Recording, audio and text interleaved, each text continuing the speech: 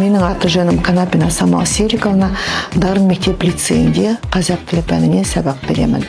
Республикалық тілге бойлау жобасы негізінде тіл мұрасы облыстық жобасы біздің мектепте де 1 қазаннан бастап жұмыс істей бастады. Жобаның мақсаты оқушыларға тілдік орта қалыптастыру, олардың қызығушылығын ояту және тілді меңгеруге жақсы жолдар көрсету, жақсы әдіс тәсілдерді қолдану. Осы жоба аясында біз 1 сынып оқушыларымен жұмыс істей бастадық. Өзге ұлт оқушылары болғандықтан, өзге ұлт балалары болғандықтан, 6-7 жасар балалар болғандықтан, ең бастысы біздің мақсатымыз олардың сөздік қорын дамыту. Сөздік қорын біз әртүрлі әдіс тәсілдер арқылы дамытамыз.